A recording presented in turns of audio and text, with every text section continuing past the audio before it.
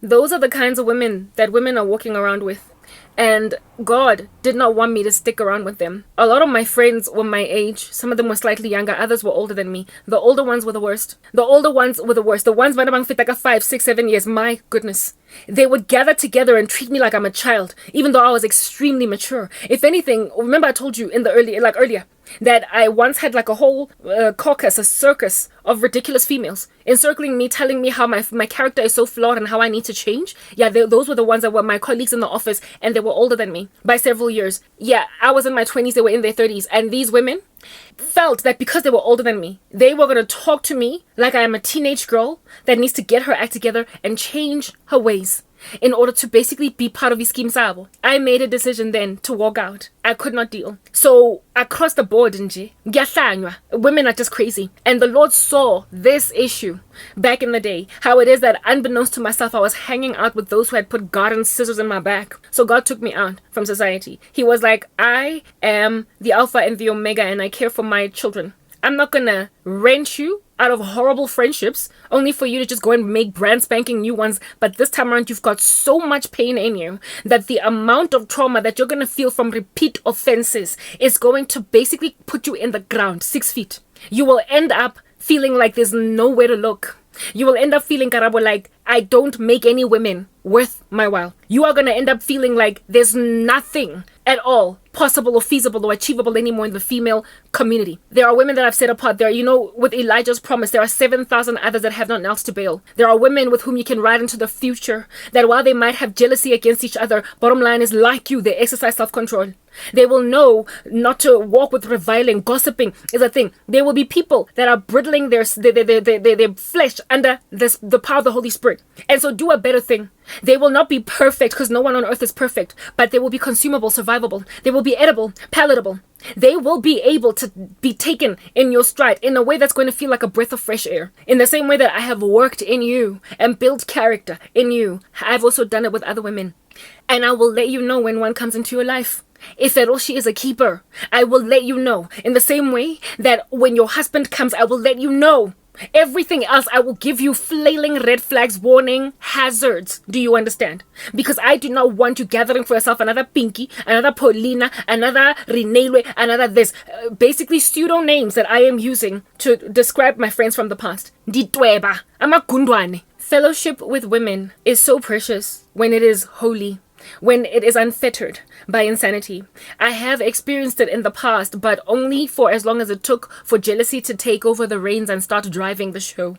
I have had so many girlfriends come into my life newly met. We've just newly met and we just hit it off like a house on fire. Got on along so well that I thought this one is a keeper for life, like proper. I've had, in my life, perhaps like 4 really solid friendships that were so tight that I never ever thought that this girl would ever pass me shade. And predictably, like clockwork, every last one of those women changed on me literally what appears to be overnight. And the next thing, it was no longer the same thing again. I'm like, I'm not doing this. My mother has experienced a similar thing, but she did not take this matter to God. I prayed about it. I was like, what is it? Especially the ones that hurt me the most were the ones that we were peas in a pod, like birds of a feather, like, tight, like a connection that you build with someone, the kindred spirits. You build it with somebody, and it exceeds that which you build with other women. I've had many other friends before. I would go so far as to say perhaps they like hundreds of girlfriends, maybe tens, but I think it's more hundreds. I've had a lot of girlfriends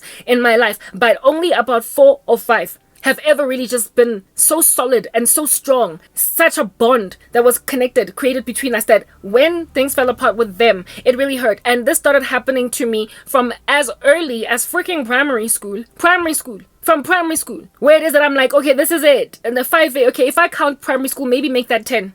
Like, Papa, you think that this is it, and this is your girl, and then they start to pass you shade. So it turns out this thing is a generational curse, or just an issue, Jeffella, with women. High school, the one girl that I was tightest with in grade 8 started passing me shade in grade 9. The one that I was tightest with in grade 9 started passing me shade in grade 10. The one that I was tight with in grade 10 was good for grade 10 and grade 11, and by matric, grade 10, 11, and matric. I had one really tight, close friend in high school, and then after we went to university, passed shade, did not even invite me to a freaking wedding when I was supposed to be the maid of honor. She invited somebody else, and we used to gossip all throughout high school. Fine, so I haven't always been a consecrated saint. So I used to partake in gossip. The girl we used to gossip saying that her head looks like a butternut, for crying out loud, became one of the only people she invited to her wedding when I was best yakhe throughout high school, from grade 10 to matric. I thought she was a breath of fresh air because the rest of the girls just kept on falling off the wagon and she fell off from after first year. I was so crushed. I was so disappointed. And I took it to God in prayer once I got born again, and the Lord gave me exactly what I asked for in prayer. He took all of them out of the way and essentially promised me a new beginning. I'm not going to gather for myself the same rubbish women in my life. It's not happening for a second time. It's not happening. The VC woman that I mentioned earlier above, she,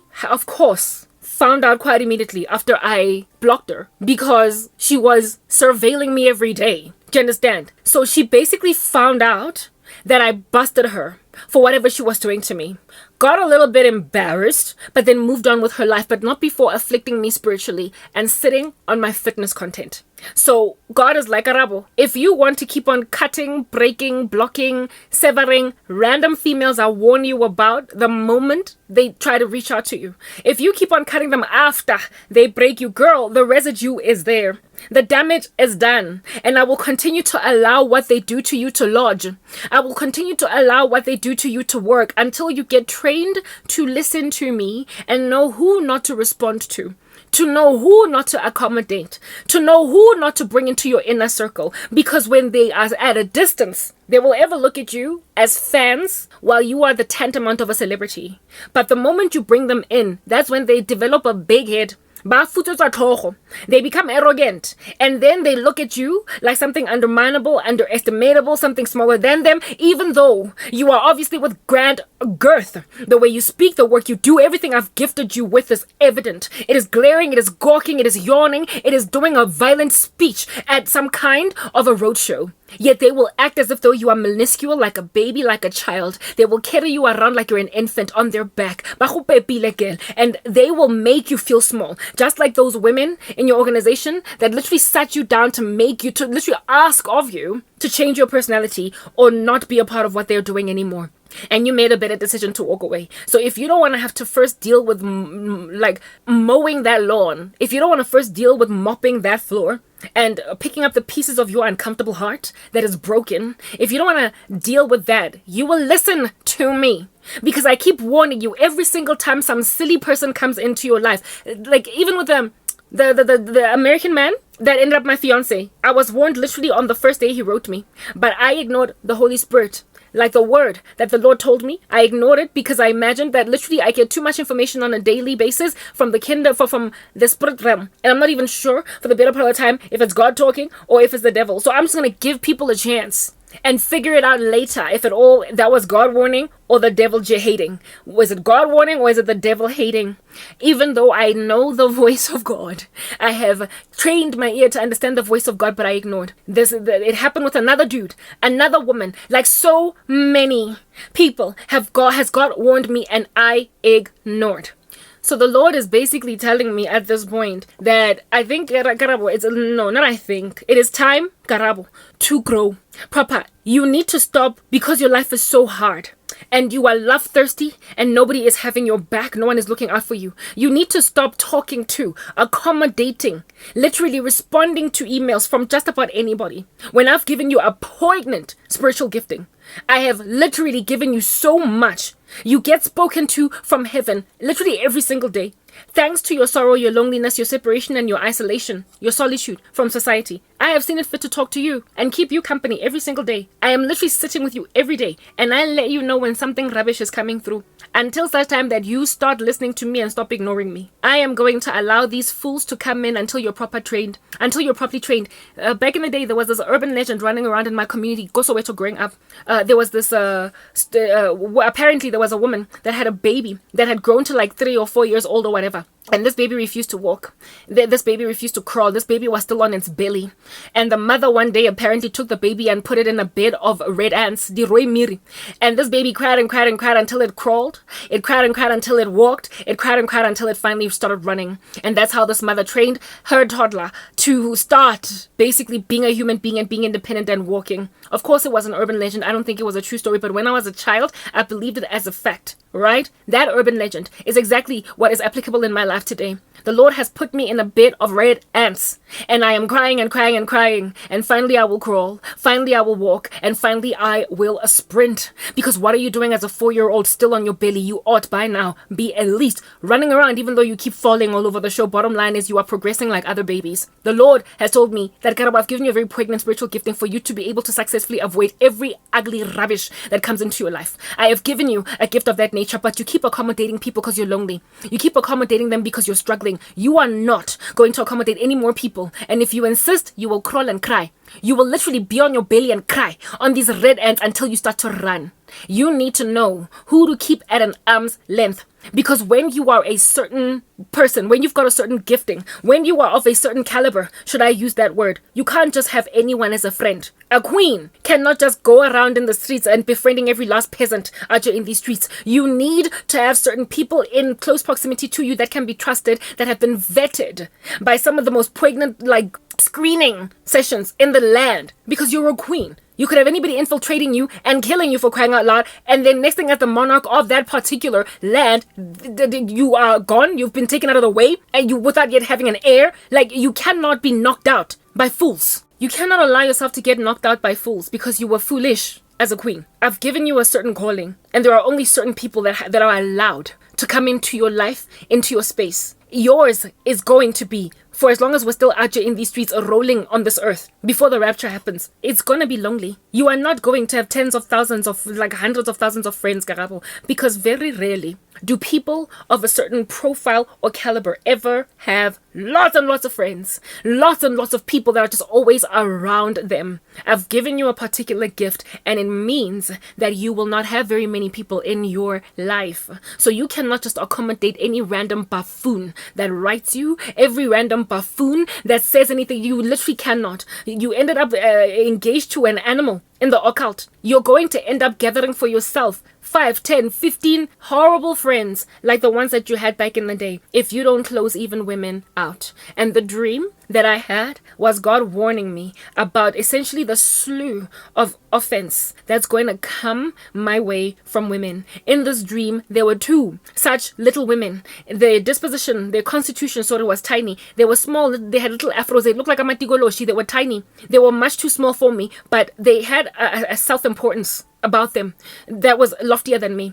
And remember, I'm sitting in this room waiting for my ex to come inside, right? And these women came in, and because I was frozen, I was kind of cold in this environment. I was lonely, I was upset. Remember, I was grumbling even in my dream against God for basically putting me at what would be the tantamount of a underhanded threshing floor, an upside down threshing floor of an upside down Boaz, where I was trying to basically convince a man to do a different thing, do a better thing. And these 2 women came in, and because I hated the position that I found myself in, waiting for this animal to do a better thing, I felt like they were comfort when they walked into the space. They came in and they started to have this house on fire conversation with me, and the anger that I felt inside dissipated. The disquiet, the grumbling in my core, the freezing life conditions, the loneliness, just sitting around waiting for an animal to do a better thing. It all dissipated for all of 5 seconds. And guess what these women prospered to do? First of all, they held a conversation with me, and I spoke with them, and I felt like I was at home in their hearts, that I was loved by them, that I was respected by them. And as they were, and because of me feeling comfortable with them, guess what they made me do? They made me leave my post. They made me leave my post. I was supposed to stay there all night until the AM. This man, if at all he had not responded by the time the night ended, it was over for him.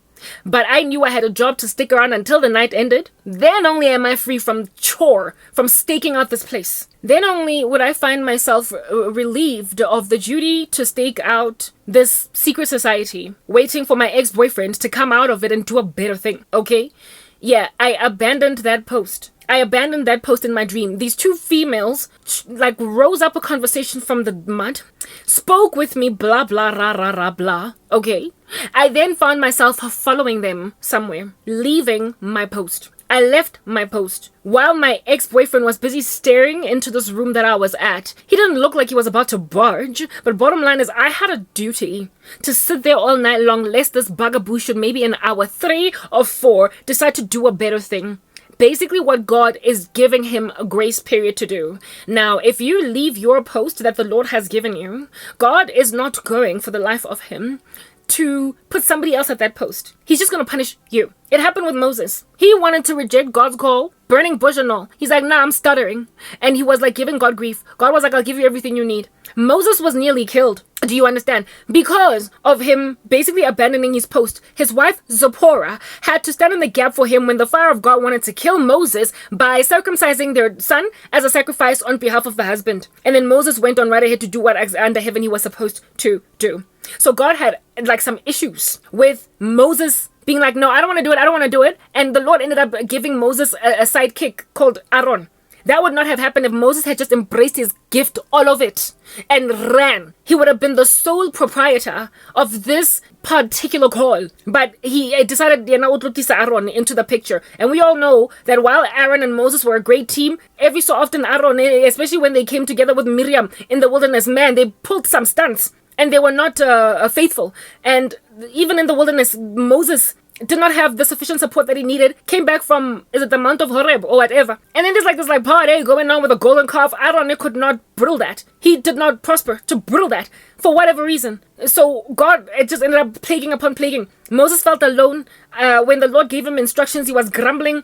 They hit the rock instead of just like lightly tap it, and now he missed out on entering into the land flowing with milk and honey. That's what happened with Moses. When you don't do things as God has told you to do them, God is not going to like take the job away from you. He will punish you, who is the called one. He does not just decide, okay, Karabo doesn't want to do it, so I'm going to choose Pinky. So if you want to lose out on the land flowing with milk and honey, understand or you are going to do exactly what I want you to do. But I will make sure that you get punished in some way. So essentially, what was going on in that dream was that I was imagining myself as one who is stuttering. And so I don't want to do whatever God wants me to do here at this burning bush. And so I insist that Jesus gives me Aaron. Aaron. I gotta go out in these streets and walk up and down with Aaron and not be the sole proprietor of this calling, and therefore inherit whatever comes with whatever reward comes with being a sole proprietor of a gift. Yeah, exactly. Cool beans and bananas. So essentially, there is a threat to my inheritance by random females who want to rock up and literally pretend that they are warrior sufficient to help me make war with the kingdom of darkness against this thing. But they are, like I said, they are not workmen approved by God. They have not cleansed themselves. They have not made themselves pure. They have not made themselves usable vessels. And so they qualify as essentially civilians while I am a soldier. And if I insist on bringing one into my boat, I'm also going to look at the land flowing with milk and honey from a distance, while mourning, tearing up on some, but why did I do such a silly thing? Why didn't I trust God? So single-handedly, I apparently, allegedly, am going to prosper to conquer certain structures. And if God wanted me to roam these streets with 2 or 3 or 5 other females to fight this thing, he would have brought them into my ecosystem like the Power Rangers 4, 5, 6 years ago. And the 5 of us would have gone on right ahead to be like fire, air, wind, water, fire, Power Rangers. We would have been the Power Rangers. Instead, I'm out here in these streets rather making like the Incredible Hulk, or making like Hercules, or making like Thor with the hammer. I am a superhero in my individual state. And the evidence of that is the fact that God has not brought anyone along despite me asking. And every time someone appears to be rocking up, they just break my heart, shatter me. But afterwards, I gotta pick up the pieces of my broken heart. These females in my dream, these 2 wannabe Power Rangers, but they were small. The reason why their constitution was so small was God showing me, in comparison to you, they ain't jack. They're going to bring you down. They're going to drag you back. They have got secret sins in their lives that they're lying to you about. They are not my servants in the capacity I need them to be my servants. They are full of compromise. And on top of that, they are going to walk with the reviling that is against your life. They are going to secretly low-key gossip you. They are going to allow themselves to fall into the trap of imagining you a radical extremist of some sort. That's too much. They think of you as too much. Your call, your sorrow, everything that you're going through, the weight you are carrying, but they think it's child. They think you put yourself in this position. These women will speak of you like somebody that's just irresponsible. They will look at your life conditions and be like, why is such a smart woman suffering so much? There's something ailing wrong at this woman. They will make you second guess what you're doing. They will make you feel like you're an extremist. Essentially what these women are like Job's friends, who say If at all you are such a righteous man, why is your life so fallen apart? Lacking compassion, lacking sympathy, lacking empathy, lacking correct understanding and right dividing of the word of God, so therefore to gauge that persecution is part and parcel of the Christian church, lacking training in and of themselves, and so they're going to function as insult into the injuries of a person who's already going through much. They will mock, tease, and jar at you, and jeer at you. And in that jeering and that teasing, yours is to make like Job. Pray for them, because they are currently very foolish. But understand that when you get your breakthrough, it'll be your prayers for them and you're standing in the gap for them that will spare their lives, since I was so mad at them. But you have got to get to the end just like Job. You cannot allow these wannabe Power Rangers to rock up in your grill and act as if though they're a team, because they're going to make you abandon your post. You already don't like the post that you are at. You're grumbling. You are bashing your fists at me, and I am quite upset with that. Now, within that grumbling state, you're going to feel comforted by fake comfort. And when it comes your way, patting you on the shoulder, you are going to feel like it's a reprieve when it obviously isn't, because it will feel incomplete. It will feel incomplete, but you will allow yourself to abandon post. You will properly imagine yourself as one that's been rescued from all the tyranny of the past, when it is clear that you are not. If anything, you've entered into a brand spanking new friendship that is exactly similar to all the random rubbish you had back in the day. You are not about to allow another VC to come into your space, because next time, Karabo, you will literally have, fake Christians, lukewarmers, these randos. What they do is that because they feel so uncomfortable with the sins that they're walking in, especially when they're involved in sorcery, they watch a lot of Christian content.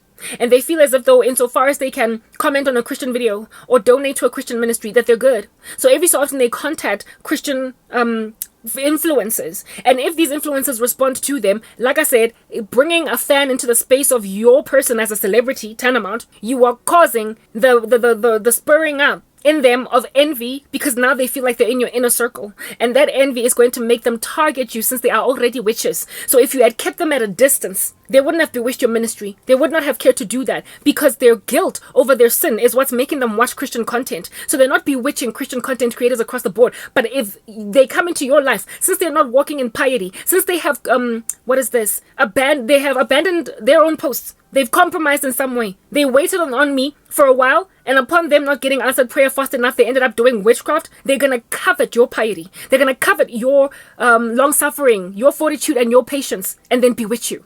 Now, because the devil knows how people in the occult get triggered, to go back to the occult, like if you are a professing Christian that dabbled in sorcery, and you really desperately want to stop because you realize the ramifications are horrible, the devil knows how to send you back. It's like a drug addiction. Whatever triggers you, whatever gets you to go back, he will do it. So if at all your trigger was jealousy, like a severity, and next thing you went and you sabotaged a person's career because of it, using sorcery, the devil will inspire similar conditions in your ecosystem and cause you to do that which you've been doing everything in your power to brittle. That's why you must not ever allow yourself to fall into a new sin, because understand, new as it might be, it will become the norm. It'll become the norm. If you're not one to masturbate, don't start doing it, because then all of a sudden you're not going to be able to stop. If you're not into watching porn, don't start, because you're not going to be able to stop. He knows how to put a hook in you. So people like the occult, Christians, and I use inverted commas very loosely, that term, that dabble in the occult, my goodness, you are literally being put in a rabbit hole that is going to require of you grander self-control to not go back down that rabbit hole once you want to repent again. So the devil knows how to cause Christians to trip up and fall on their shoe, like literally tying their shoelaces together that they might fall, who have repented from certain sins in the past. So in my particular case, because the devil wants occult practitioners so much to be around Impiluyam, perpetually hexing me, vexing me, and what have you, to also maybe potentially inspire me to join the occult as well, because I've got such hard knock spiritual gifting that would apparently allegedly be beneficial for the devil. He sends me a lot of people who, even though they're not presently practicing witchcraft, they have a history with it, and I'm the trigger.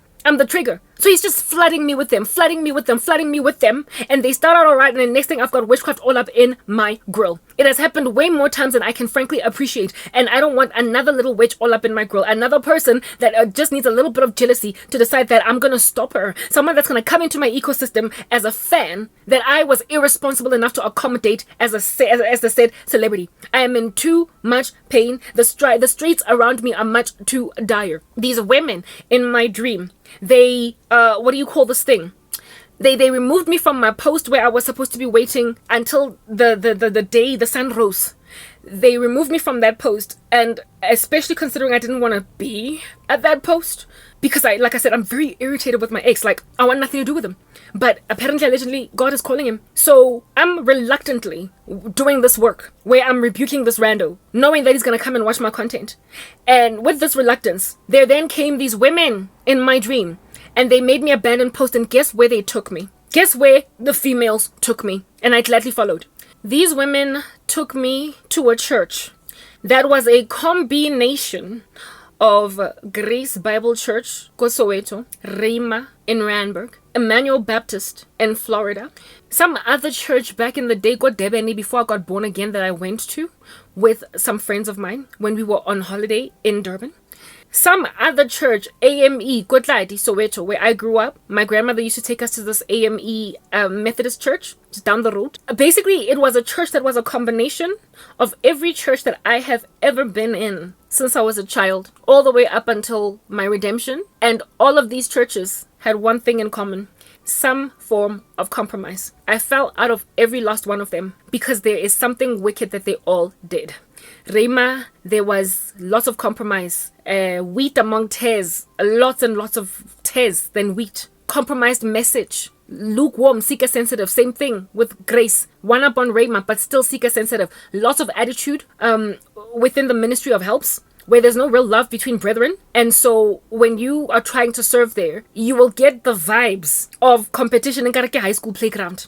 Emmanuel Baptist, occult activity all over the church, albeit it preaching apparently sound doctrine. The church at KwaZulu Natal, I couldn't even understand what in the world was being spoken for the better part. But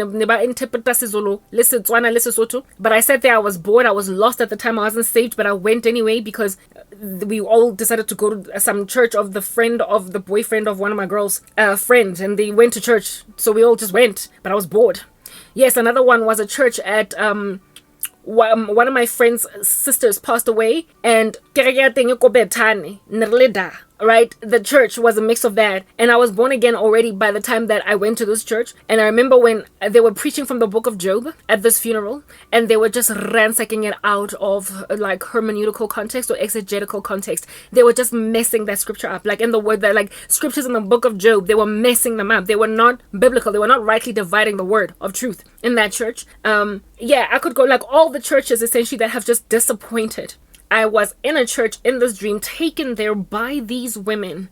And I sat there imagining myself as one that's got friends. And guess who we ended up sitting next to in these churches? My mom and my older sister.